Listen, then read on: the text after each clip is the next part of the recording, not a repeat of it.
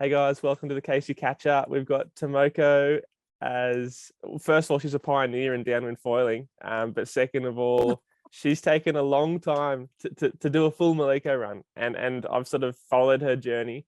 Her, Kathy Shipman and Devin Blish are all sort of trailblazers, not only just for downwind foiling, but they're, I guess, older women that are doing it, and while they live in Maui, which is perfect conditions for it, it doesn't matter. It's not the easiest thing to learn. So I asked Tomoko to come on with Kathy and Devin, and the other two were busy. So Tomoko's flying the flag for us. So thank you, Tomoko. Thanks for coming on. Thank you, James. And I've been watching your Insta Live like my downwind porn. It's the Oahu guys, a lot of ripping surfer guys that's struggling trying to do downwinder. It gives us hope. And we're like, yes, those ripper guys are struggling. Yeah, not just us.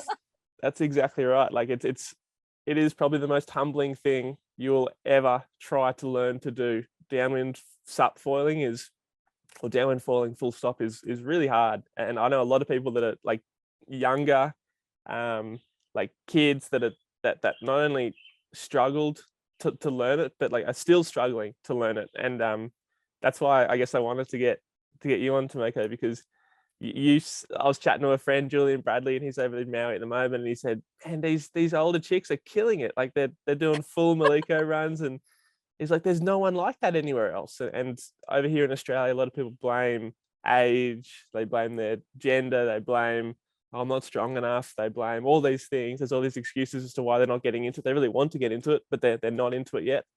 And I don't know, you guys are doing it. So you guys like flying the flag. So good on you. And that's, I guess, I want to talk to you about your journey. Yeah, well, it was a long journey, and it still is. The moment you think you got it, the ocean will shut you down. And it's been like a drama. It's been like little version, a small scale of life experience. It's like happiest moment and rock bottom. And but it started just like you guys. It started with the Kai Lenny's footage with that race board chopped off. Yep. And I was like, I am never a fan of crowded places. That's why I can't really shortboard. It's too many people. And that I think that's the reason I got into wind sports in the first place. But so I watched Kai surfing the whole ocean, and I was like, oh my gosh, how would that feel? So I think the year after, my friend Tomo, another Tomo, the SUP Tomo, when he came over and he tried a couple times, and he's like, oh, Maliko, it'll be easy, I'll do it with you. And then he got this 610 hypernut board, and he had some foils, and I had like a regular SUP board, SUP foil board. So, and he said, oh, that's fine, I can use Kai. He let me use his Maliko 160, I think, back then. So we tried. He couldn't even get up. I think he got up like maybe 2 seconds, and he was exhausted. And I had a bigger board than him, so I was floating down faster than him. And he's like, wait. And he was like, wait for me. So that was like my first experience. Yeah. And so I was like, okay. You're on the Kai foil, right? So I think Tomo told me the same story. You're on the Kai foil, and he was on the Maliko 160. And yeah. So, but he switched it.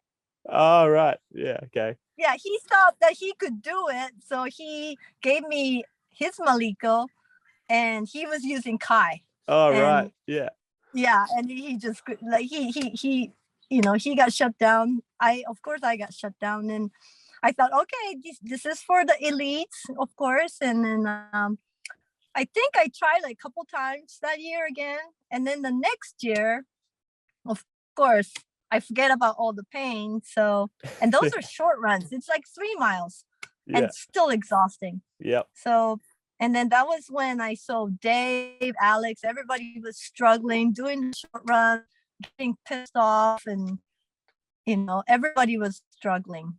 And I think the year after we tried, I was with Junior, Chris, Dave, and Dave was getting it, and Chris and Junior was just muscling it, just like paddle, paddle, paddle, paddle, paddle, and then just lay down on the board.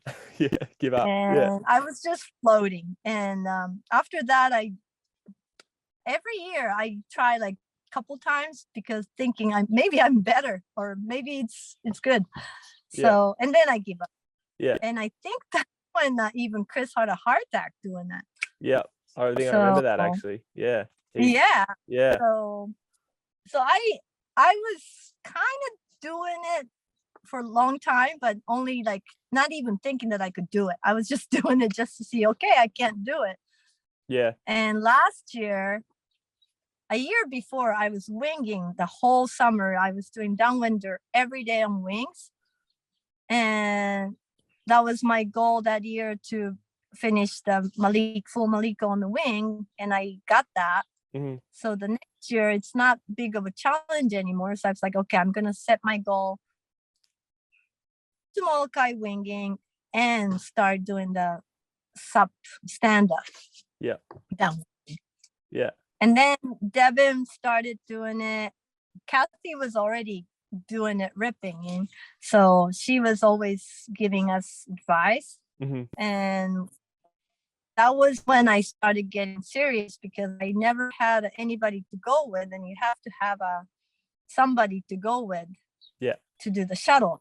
Yeah. And Kathy, Eddie, Dave, those guys are way too fast. I can't ask them to go with me. So I really didn't do it. Yeah. But now that Devin, I got Devin, so we started doing it. And Ralph Sifford, who's been a very avid, really expert race downwind, like race sport downwinder. Yeah, I've raced Ralph a couple times. He's flying. He's really good. He decided to do it.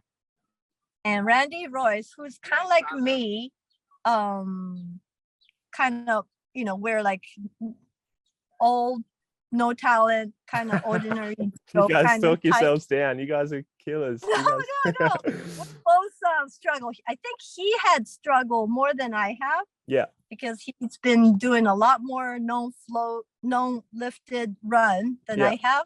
Yeah. In last 4 years. But he joined pretty much every possible occasion. Yeah. And so that was a breakthrough. Well, to start doing it. Yeah. And then we started doing like a crew out to Sugar Cove, which is about 3 miles. Couldn't even think of Maliko Run. Start from Maliko Bay to Sugar Cove was adventure for us. And doing a Kihei run. We just did a really short run. One time we did full Maliko Run. It took us 2.5 hours, being so exhausted. Yeah. And even the next day, I couldn't walk. My knee got all swollen up. So I figured, okay, with my skill, I need to do a short run and get better. Otherwise, I'm going to damage my body. Yeah, for sure. So I want to ask you 2 questions. One, how did winging help you? Because I think winging is something that I really believe can be helped. 1, to improve your confidence, but 2, just to improve linking bumps. Because I always talk about winging as, look, it's way more accessible because you're up on foil. It's way more fun when you're learning, because you're up on foil like the whole time, and you can actually make a 15K run. You can almost get 30 Ks out of it because you're zigzagging a lot more. So it's more time out there. The other thing, confidence, like getting confidently, you're pretty confident out in the ocean. And like some people are. I'm confident in the ocean, but I'm definitely not confident downwinding. Yes, for sure. But like, like some people are, especially here in Australia, are like, oh, you were so far out to sea, I couldn't even see you. Whereas in Maui, that's kind of, that's less of a fear, I guess, because the water's warm and there's turtles, there's tiger sharks and stuff in Maui too. Not many sharks like you guys do. Yeah. But in Australia, it's like to get people downwinding, they're like, oh, I'd never do that. Then you get them winging, and they learn that, okay, I can be confident out the back there and kind of ride the bumps, and it gives them confidence that if they don't get up, that at least they know that out there is not this shark death zone, you know? Right. Yeah. Yeah. It's just wind and a wave. It's actually almost safer than the shore because the waves don't dump. They're just sort of cappers. So I don't think you get down very often, but once you get out, do you think sharks?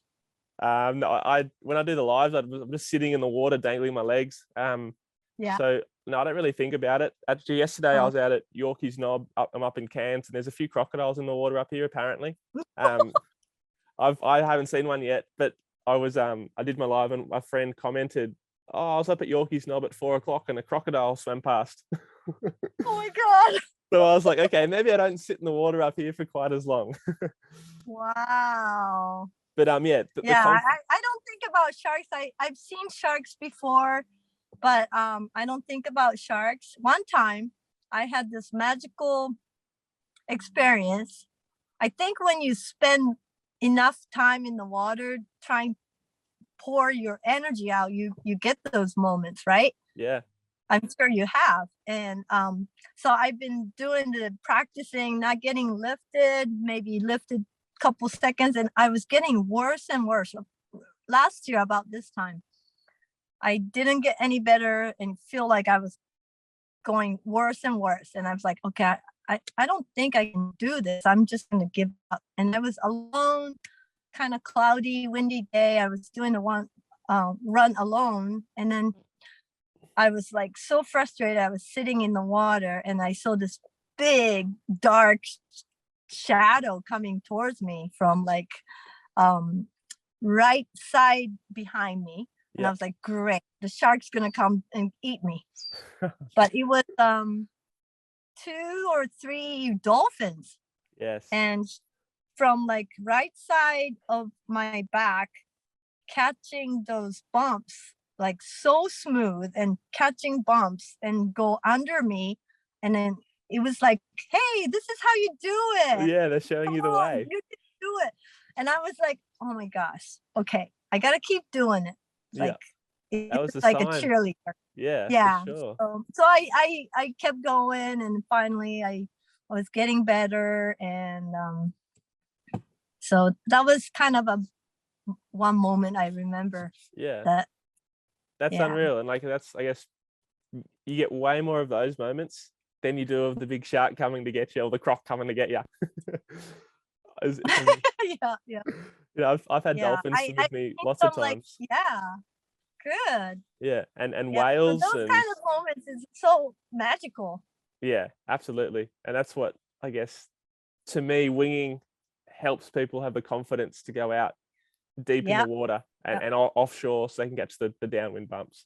And I guess the hardest thing with winging is pulling the wing away, I think, because when people get that feeling, it's, you know, it's so easy, and then they go to paddle with this on the stand up and like, man, this is too hard, I'm just going to go back to wing.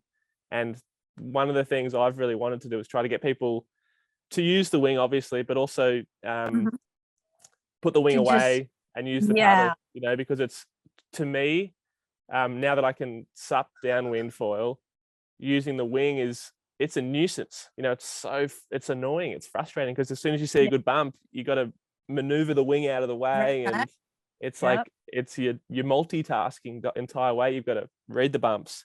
You've got to do the right lines. You've got to get the wing out of the way. Whereas when you're paddling, you literally paddle up. And once you're up, the paddle pretty much goes away. You know, you've seen, I'm not sure if you're putting the paddle behind you just yet, but Jeremy and Dave and all those guys. No, never. But I understand. You're totally true. I couldn't understand, like when I was winging full speed, as fast as I could go, and Dave would be trying to go as slow as he could, just going wind side, and I still can't keep up with him. And I was like, gosh, those guys are just so fast. And they go so fast. And so I knew eventually I wanted to do it, but it felt like it was just not realistic. But when I'm winging, I knew that ultimate way to do downwinder was subfoil downlander prone, without anything.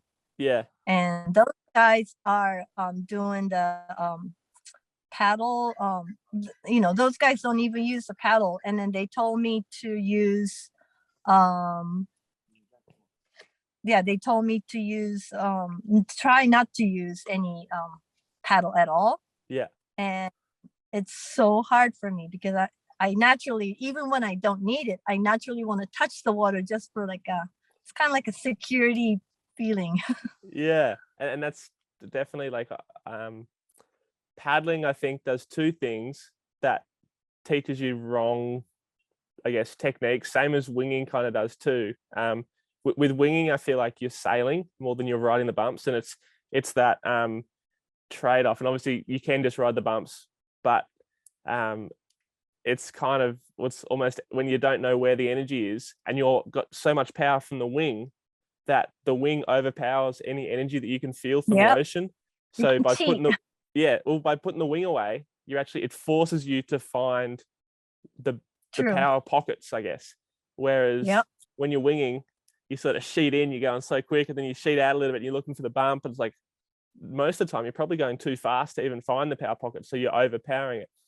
Same with paddling. True. Yeah. When you paddle, you're creating your own power, which again is overpowering the whole situation, and again you can't find the power pocket in the ocean because you're probably going too straight or not turning enough, and all those like lots of different angles you can work to sort of find that power pocket. But by using the paddle or winging, it prevents you from finding them as fast. I guess you still find them eventually, but it's a bit of a struggle and a panic. Oh, I got to paddle, or I got to shoot in. It's like, what if I don't find it? I'm gonna go down again. And it's gonna be 10 minutes. It's gonna be hard. But winging helped me so much. I used to downwind with the race board kind of casually, and I never knew that people were connecting bumps. I never did it. I had a rudder, but I only used it going out on the side shore wind and coming into the harbor. And I didn't know why they were fast because they're using the bumps. But I never knew it. I didn't learn that on the SUP race board. But winging, I could learn it, and then you're really comfortable with speed going winging, and you get on the bumps and you're going super fast. So that gives you a little more comfort feeling on the SUP foil board. But on winging, you're used to it. So that's it. The other smaller thing, foils, so you go faster. That's what I was going to say. With winging, you tend to use a smaller foil because, especially in Maui, because you can, because it's windy.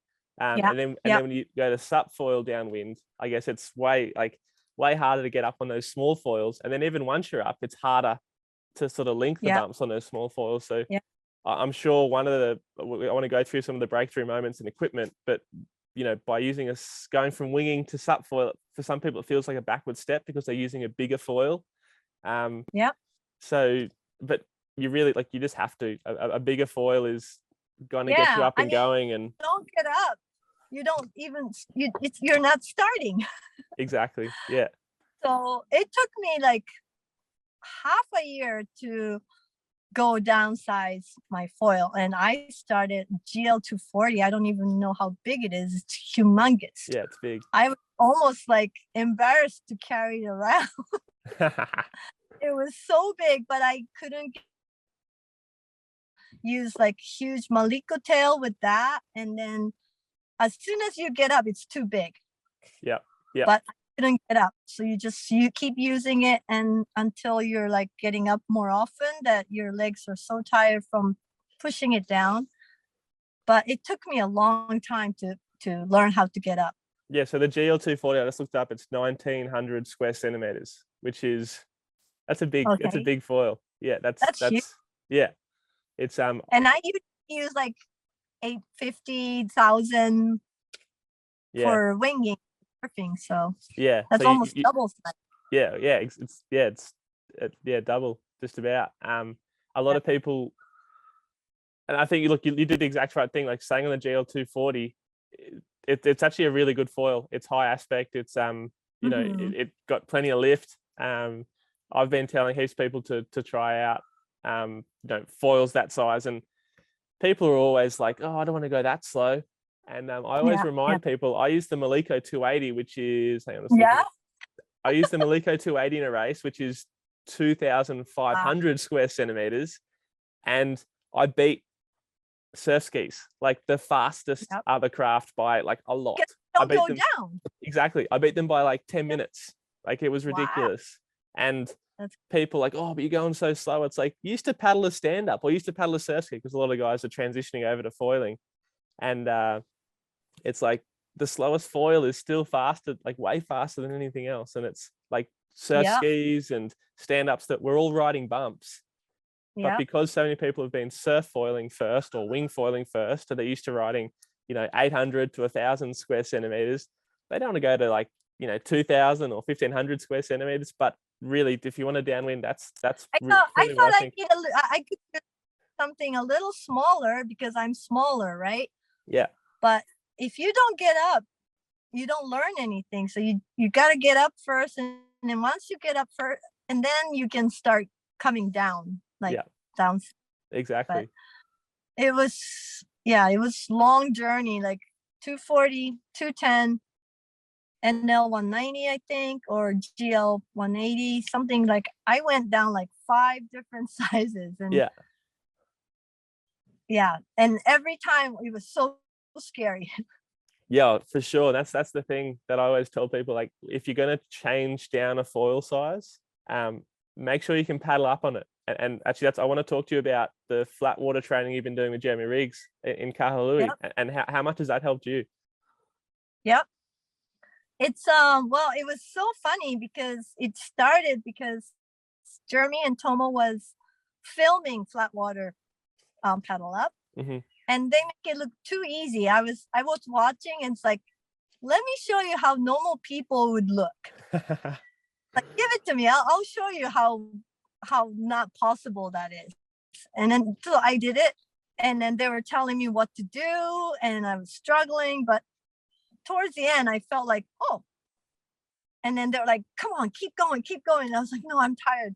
But I got up, and after that, some people who was watching, it's like, oh, let's just keep this weekly stuff. And then that's how it started. So cool. Yeah. It's and it's not easy. It's not easy. It's not fun. I would never do that on my own. It's so boring and tiring. Jeremy does that on his own, which is amazing. Yeah. That's why he's good. Yeah. But I used to not want it to go, but I just, to support Jeremy, I wanted to be there to do it. So I kept going, and now I see the results. Like, I paddle better, and the confidence, like, if you can do the flat water popping up, that gives you confidence in when the wind goes down and it's hard to get up. But it can't be any harder than flat water. Yeah. So if you try hard, you can get up. Yeah, for sure. That's with my Coach Casey club. I sort of go through the technique required for the power you need to paddle up in flat water, because not everyone has good downwind conditions like you guys do in Maui. Like, most of us have wind maybe once a week, or maybe twice a month or something like this. So, but everybody has flat water. Maybe everyone has. Exactly. And so you can work on the skills. Yeah. And you can work on the skills that you need to be able to get going, and you can dial in equipment. You can dial in, you're tuning your foil. You can dial in your paddle technique. And a lot of people that are learning to SUP downwind foil have never even paddled before. So teaching them how to do like a good catch and a good power phase and all these things, it's so important. And probably the hardest thing with SUP foiling, I'd say, is your sprinting to get going. And it's maybe 5. It's if you're Jeremy, it's 5 stroke. If everyone else is closer to 20 or 30 strokes, but it's no more than 30. I would say it's like 5 to 30, and 30 you've probably mistimed the bump or it's flat water. Yeah. But 30 strokes to paddle at full speed is really hard to do. Yeah, I'm lucky that obviously I came from a SUP racing background because, Mm-hmm. and so for me, I've got that power and I've trained that for years. But Yeah.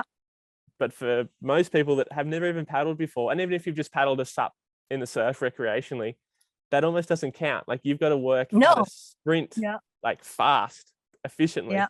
And then you got to add in the pumping technique too. And Yeah, like the there's unweight.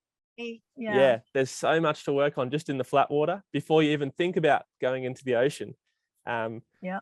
But I've had people who can paddle up in the flat water, but cannot paddle up in the bumps. And Right. to me, this was like, I was like, I've never heard of that before, because I thought, you can just muscle it. And then I thought about it, like, okay, well, the bumpy water is it's up and down. There's different. uphills and downhills. Yeah. So the timing factor, and this is something in my course too, that the timing is so important. You need to actually time it for your downhill, to get going. Because if you start paddling and it's uphill, you're just going to stop. So I guess talk to us about how much did the flat water stuff help you? And then when you got into the bumps, was it like all of a sudden, yep, I've got it? Or was it still a bit of a learning process? Right.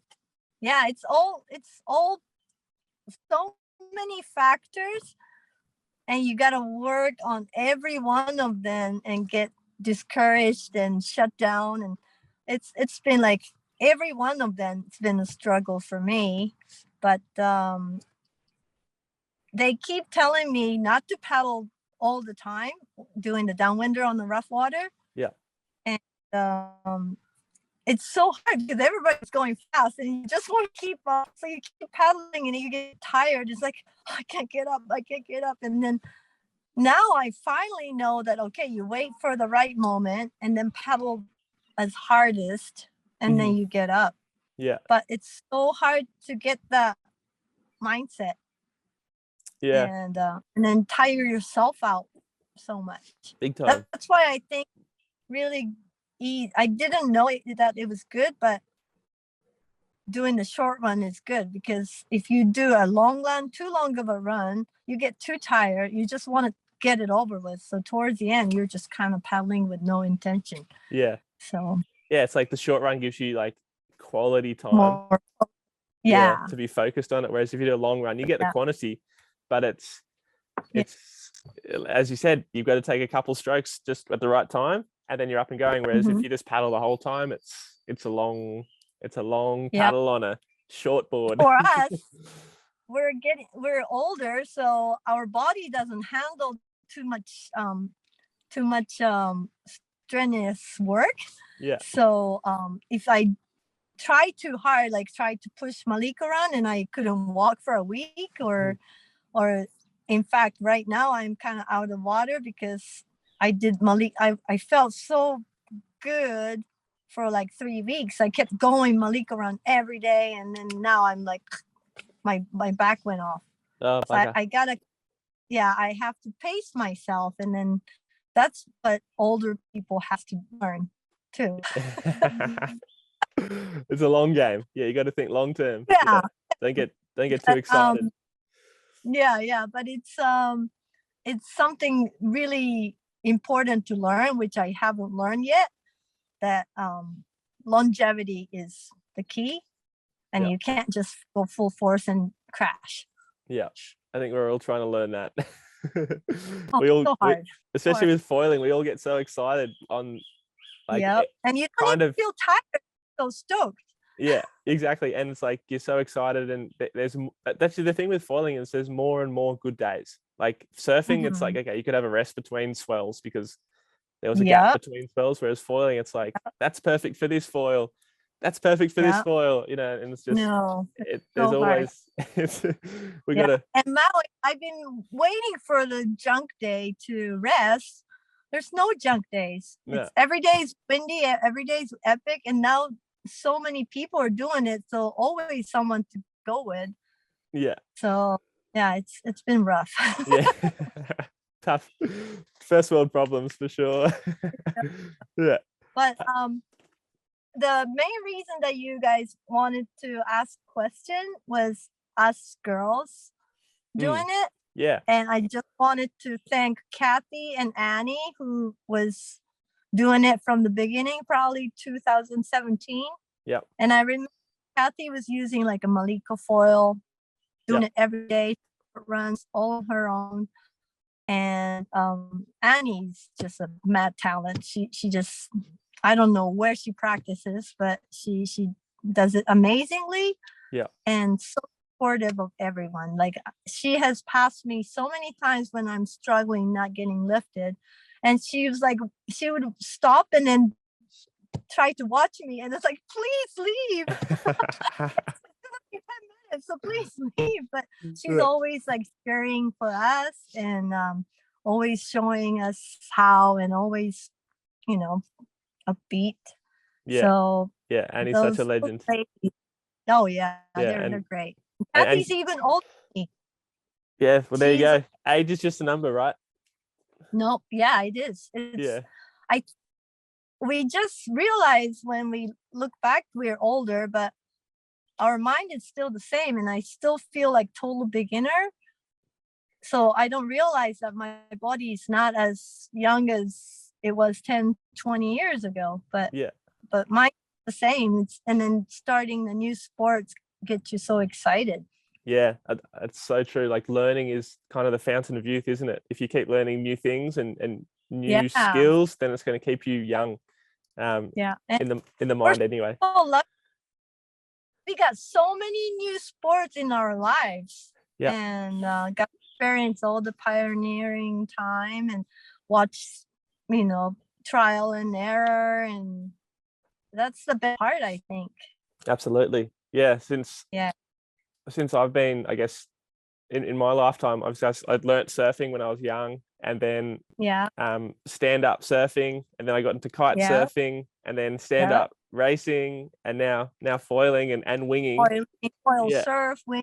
Yeah, all the disciplines of foiling. We're so lucky. Yeah, it's such a cool time to be alive. Yeah. It's, and all the young guys are just showing unbelievable stuff. You guys are like, like I said, my downwind porn. I watch it and about it. the live downwinds. I never know if, because when I'm filming, I don't often actually watch it back, because it's like, I lived it, and then but I never know how good or bad the video is. So I'm, bouncing around, and so I'm like, I hope this is viewable. Like live. It makes live. You feel better on it. along the journey.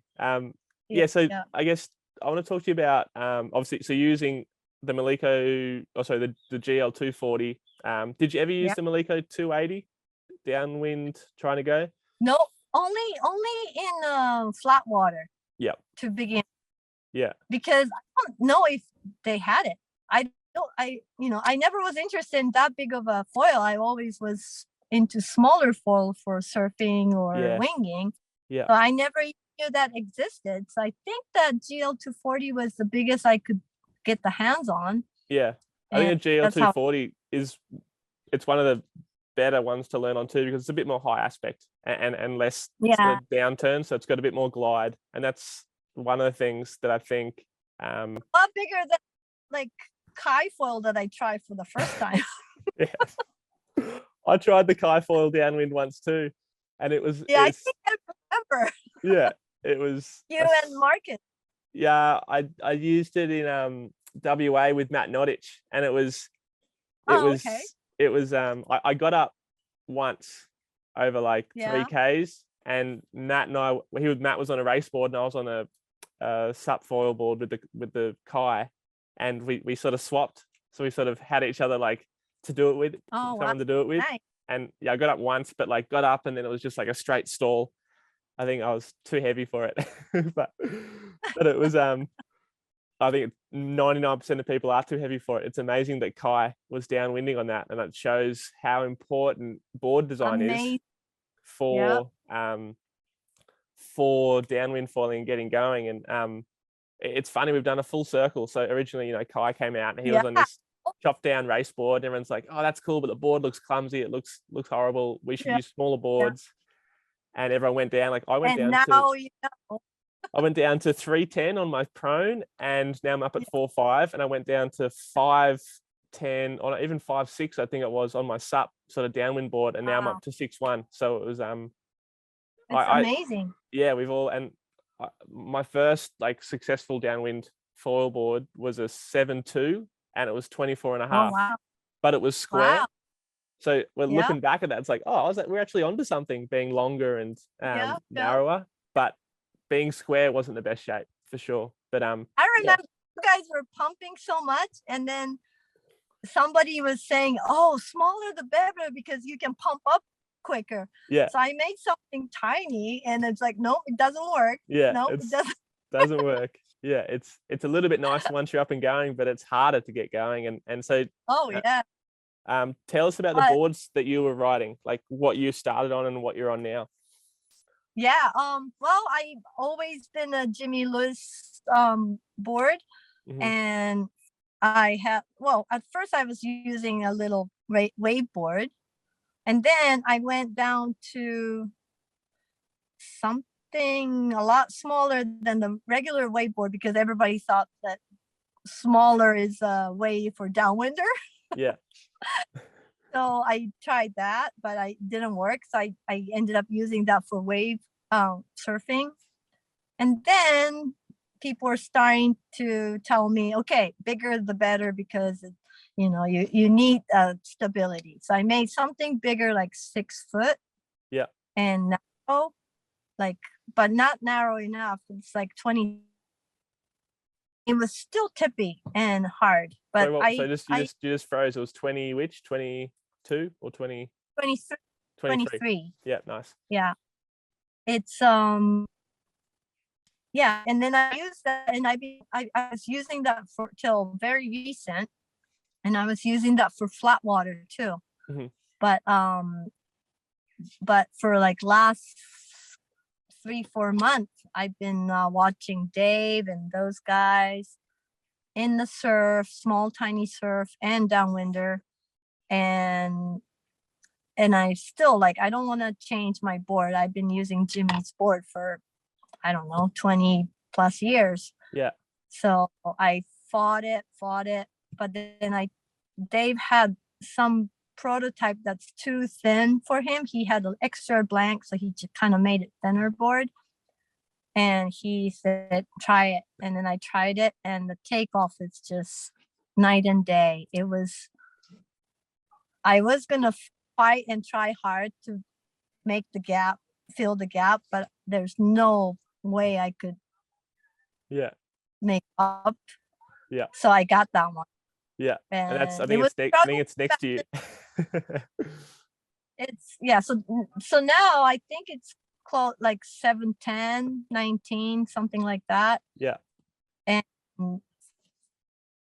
it's like for flat water with my older board, I could barely get up on 2200. Mm-hmm. I could, but it was a struggle. And with Barracuda, I've tried so far down to 1400 and get up every time. Wow. Yeah. So cool. That's a big difference.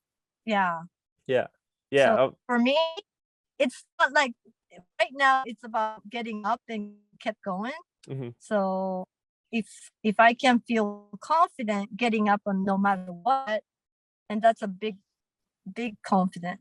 Massively. For me. Yeah.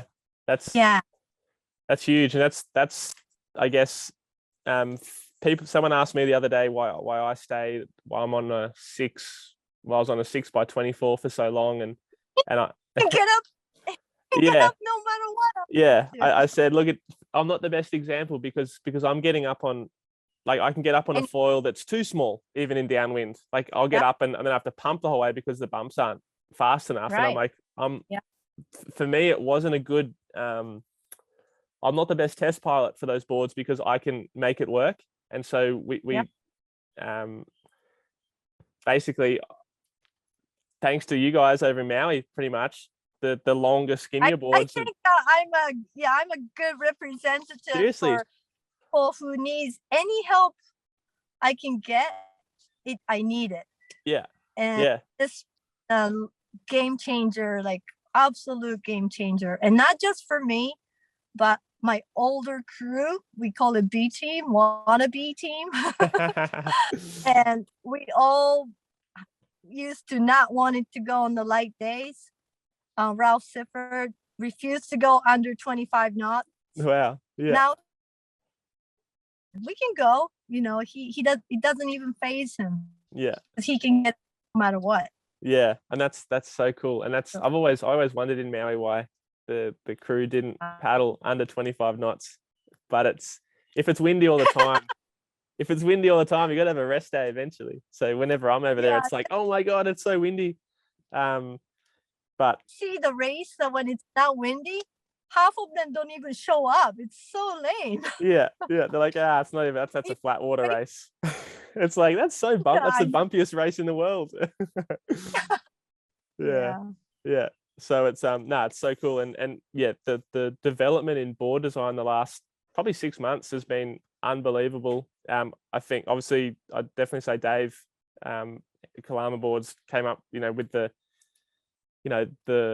breakthrough design, and I hope he gets the recognition for it. I hope so too. Yeah. I struggle more than 80% of people to do this, but I think Dave struggled more than I have, just because he's been pioneering it. Yeah. And board is originally for proning. He wanted to eventually do the proning downwinder. So it's even harder to get up. Yeah. So that's why he was focusing on easy pop-up. Yeah. And that's how it came out. And then we started paddling with it, and it still works, and it actually works great. Yeah. But I've seen him struggle and bad runs. I've heard that there's some boards that he didn't even get up for the whole run, or for him that's big. Yeah. Oh yeah, for sure. So, he's done some serious R&D. Yeah, and he spent more time and more energy. I would say maybe 80% of his brain goes into downwinding, and the rest is maybe family, other stuff. But he's just so dedicated to downwinding and working on the board that's accessible for us. Yeah. Well, he's only thinking about himself, but we get the benefit. Yeah, that's one of the things, because I think because Dave struggled so much, he's forced to, like, he's the best. You talk about test pilots, like you need someone, like he's heavier too, like he's a strong paddler, but he's so good at reading the ocean, but the board designs really allowed him to crack the code, and so cool. It's amazing. It's everything he has done up till now, like windsurfing, supping, sup racing, downwinding, canoeing, all put together to make best out of this. I think I totally agree. Yeah, we're so lucky to have him and other people around, and it's like inspiration overload. Yeah, big time. He's he's always a pleasure to chat to, and to I'm lucky enough to have done a few runs with him, and he's a freak to watch. He's when it's windy, it's a sight to see, and when it's not, it's like, it shows how humbling the sport is, because I did a Kihei run with him, and I got up like straight away, and I was doing loops around him. Come on, Dave, let's go, waiting for him.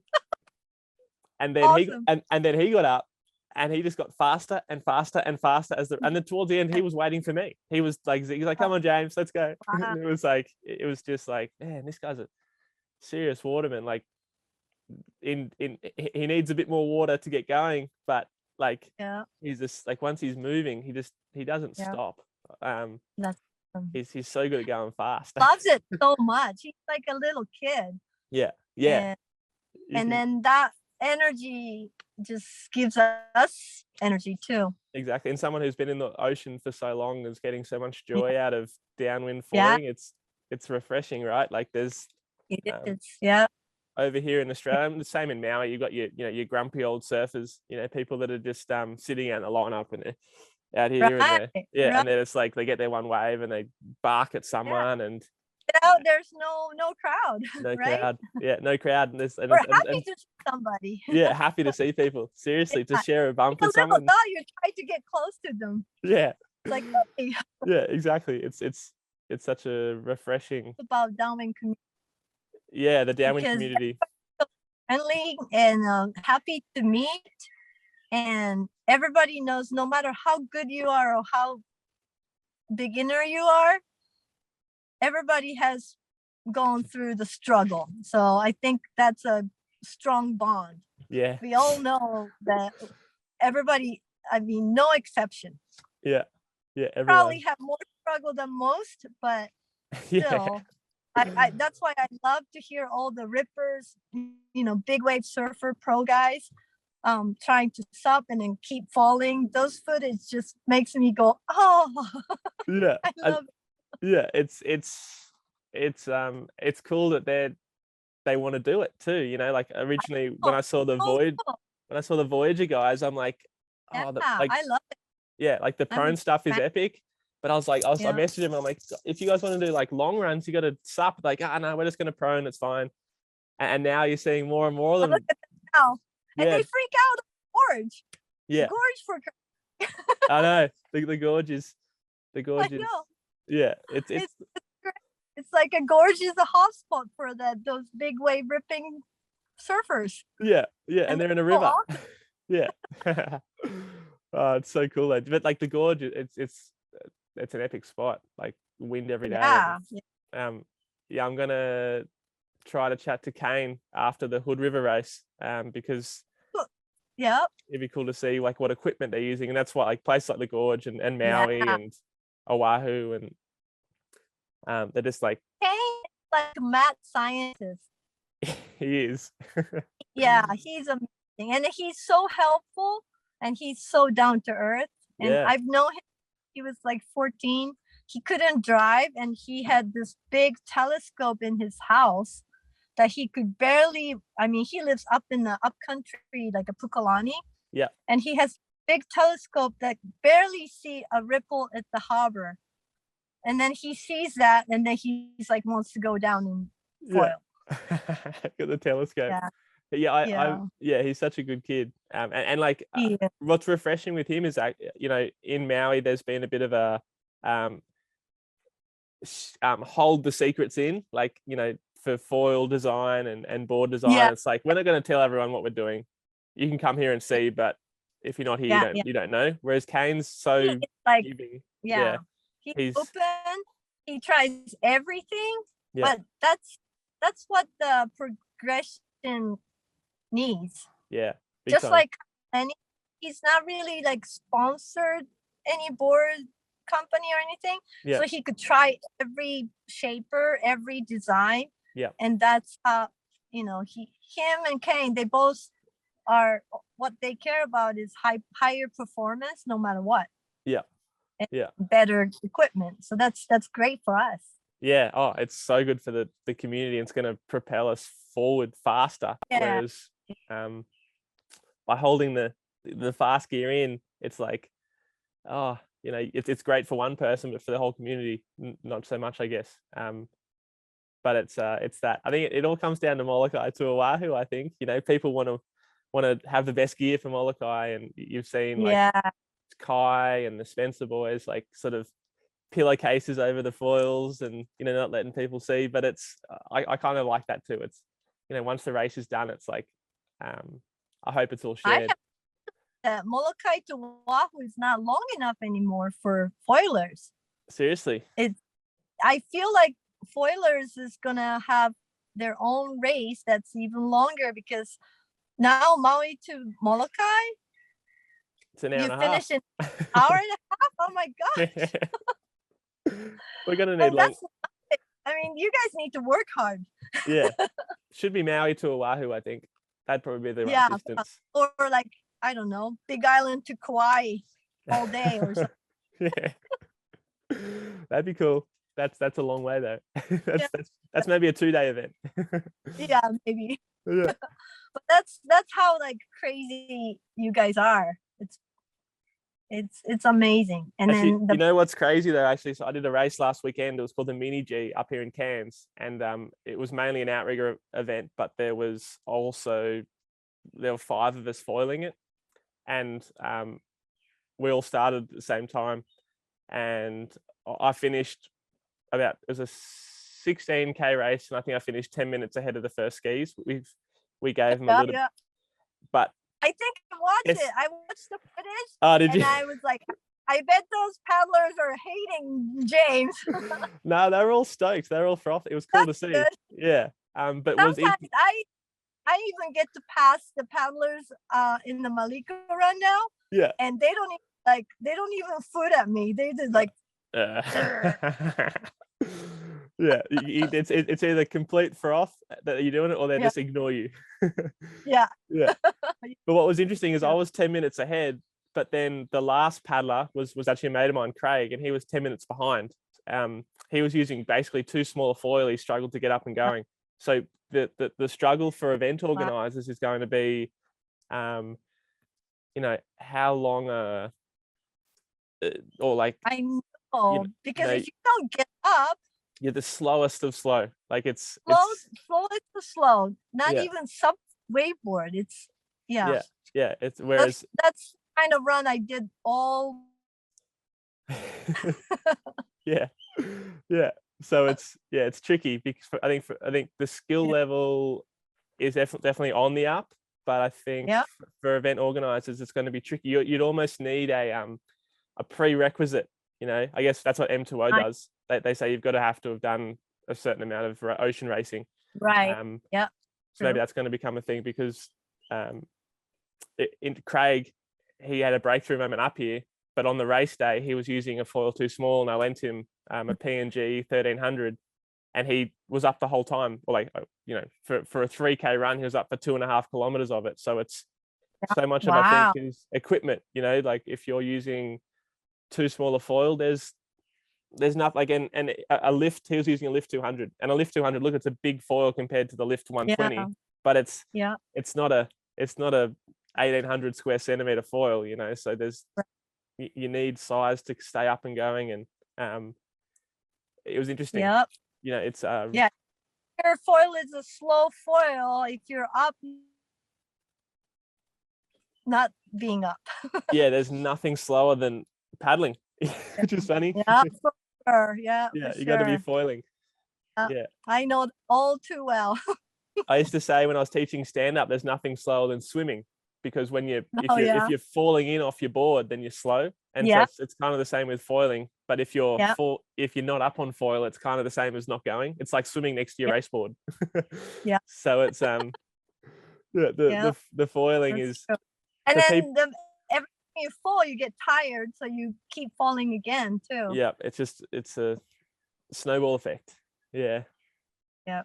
But so how did Devin go learning? Because I know Kathy's a freak. I used to paddle with Kathy. Well, Kathy, she's a freak in the first place, but she's the one who put the effort in the most. She knows how. She has this strategy to get better. She's an athlete all her life, so she knows. She works on the gear. We're all girls. We don't really pay attention to gear too much, but she does. It's like 1/8 of an inch, move forward, move back, and then as soon as she feels comfortable, she goes to a little smaller tail or smaller foil, and then she's always constantly changing. And that's and then she's learning to pace herself too, because at first she used Malika foil. She hurt her knee for a little while. And now she's using a lot smaller foil, and even smaller now. But her back was kind of hurting, so she started doing like some program, and then now she's getting better, so she's ripping. And Devin, she's like a pedal machine. I'm sure you know. I know Devin. She's the most underrated racer probably in the world. Like Maui people know how badass she is, but not so many people know because she doesn't come and talk to you like this. She's really shy and she doesn't care. She's not sponsored. She just does whatever she does to keep her lifestyle and then just goes. So I was lucky to have her to practice together all year long because you're pushing each other a lot. And if she goes out as many times as I do, she'll be way ahead of me. But luckily she has to work once in a while. So she, she's still with us. But she's so good. And she doesn't like a change. So she doesn't change. It takes so long for her to change the board. And we keep telling her, you got to change this board. She was using this 4-year-old Kalama board for downwinding. Really wide, heavy board. And she still beat us. But now she's finally like changing and changing her foils and stuff. But it's we all have strength and weakness.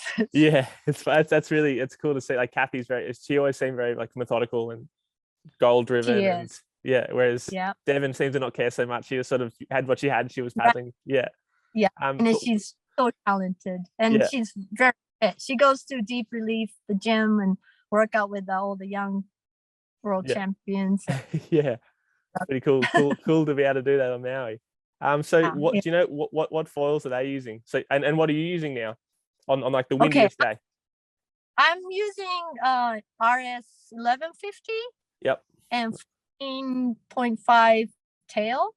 And the next windy day, or maybe next a little more swell day, I'm curious to use 1000 because I'm a little smaller than most guys. I think you'll love it. The 1000's fun to downwind. Going slow is always nerve-wracking. It is nervous there. And I think Kathy just switched to Armstrong from Axis. I think she was using 900 and she has 8 something Axis. But her surf foil for Armstrong is right in between. So she tried it and it took her a couple runs, but now I think she really likes it. So she's using Armstrong. I think she's using I think Julian was saying she's using the 925 high aspect.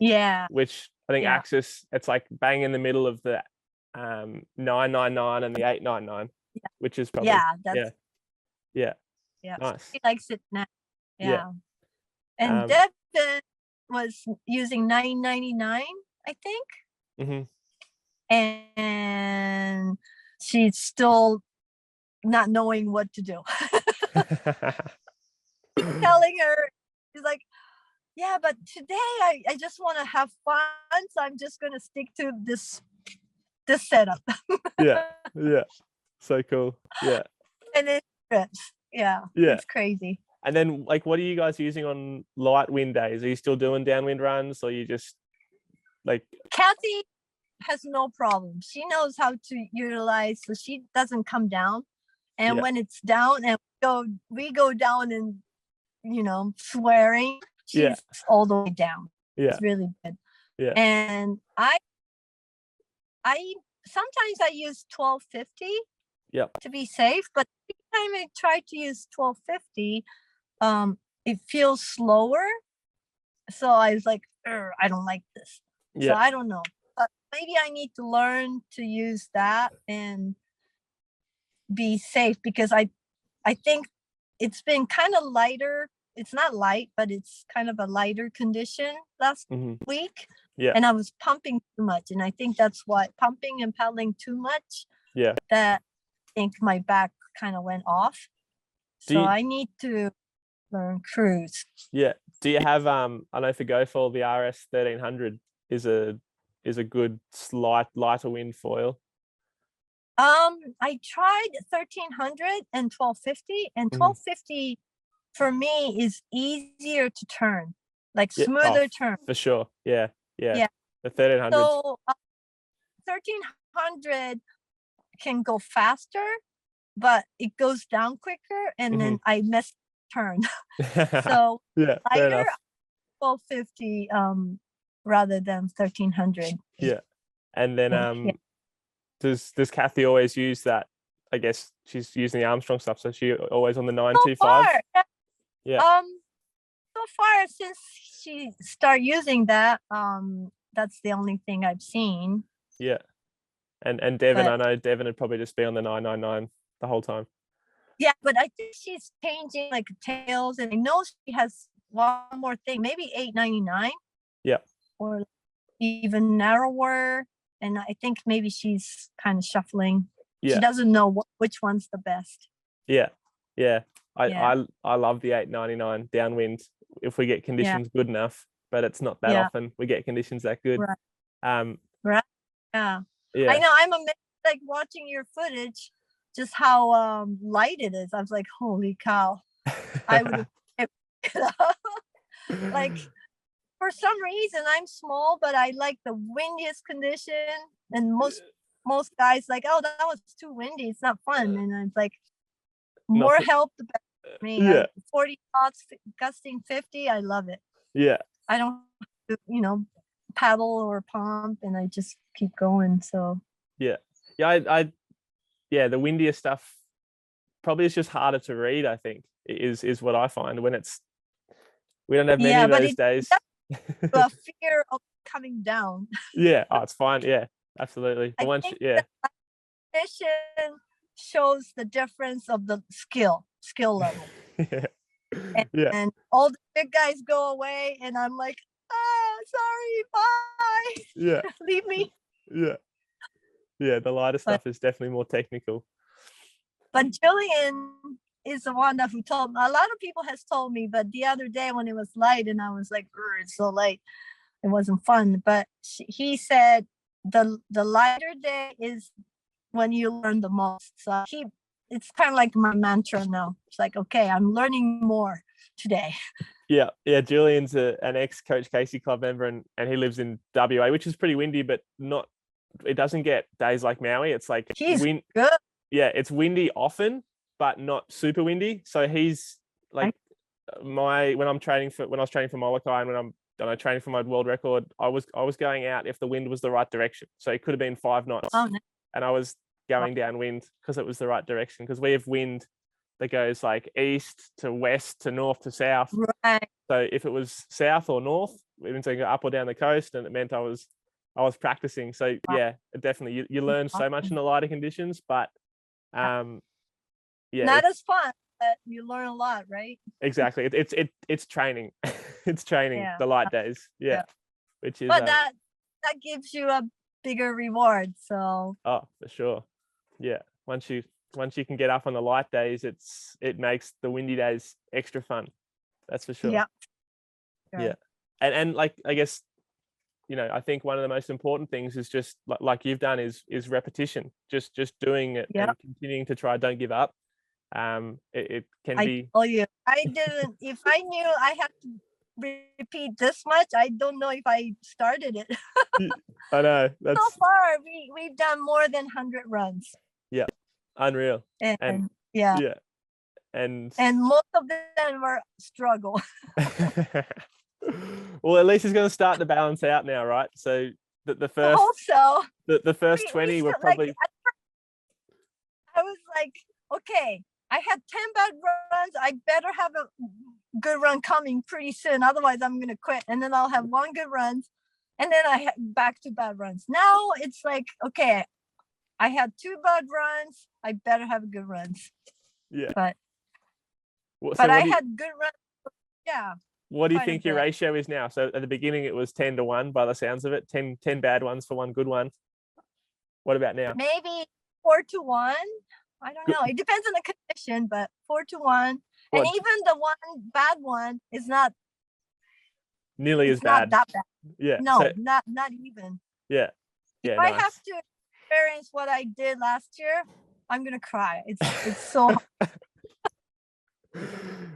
Be careful. Pick the right days is my tip. Yeah. There are days that I like on the way back, I didn't want to talk to him. I talked to anybody, but I guess we all go through that. 100%.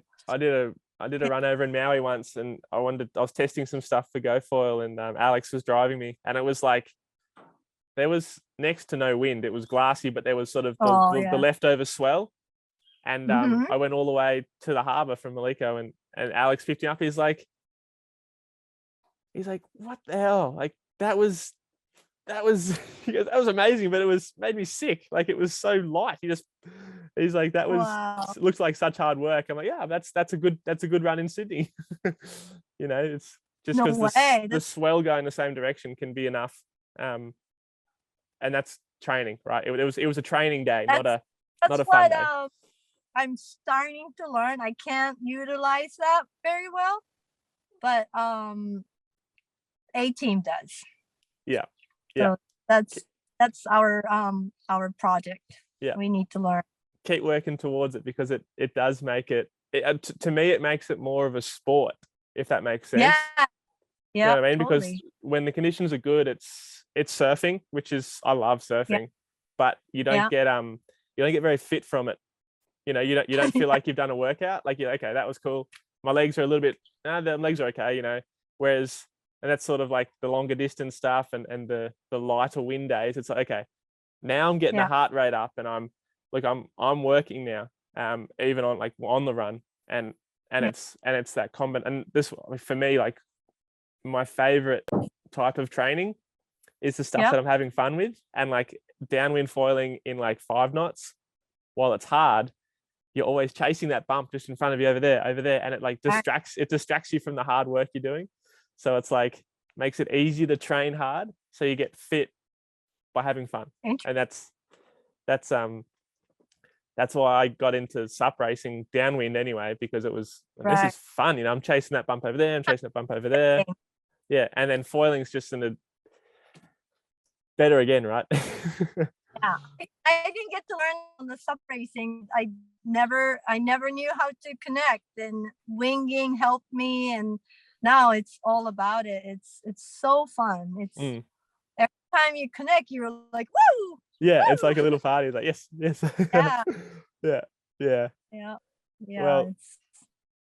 Yeah. Well, thanks so much for your time, Tomoko. Thank you. Yeah, I wanted to tell all the old people, repetition. Yeah. If you think you can't try it 100 times, then you definitely do it. Nice. And I've all the flat water pop up. I've seen people who couldn't even stand on the board, never SUP before, are popping up if they keep coming. So, I believe that if Tomoko can do it, anybody. Yeah. That was the what we were chatting to Jeremy. Like, we used your video as the example. So thank you for persisting and showing what's possible. And I was going to ask what's your tip, but you gave the tip: repetition and just keep at it. Yeah. Don't look at the young people. Look at what the other old people are doing. Yeah, look at me, and then you can confidence. Oh, thanks so much, Tomoko. And I can't wait to get over to Maui and get a few runs with you. Next year. Yeah, next year for sure. I want to I can't wait to share a run and just, you know, hoot and holler the whole way down the run together. It'd be so fun. Yeah. By then, probably 30, 40 people doing it. Yeah, that's it. It'll be crowded out there. Yeah. We were joking the harbor parking would be full, just like Ka'a. Yeah. Yes, exactly. Yeah, exactly right. Yeah. Thanks so much, Tomoko. Thank you so much. And I'll keep watching your video and get inspiration. Yeah, everyone's watching your video now. Yeah. All right. All right. See you, Tomoko. Thanks so much. Thanks. Bye.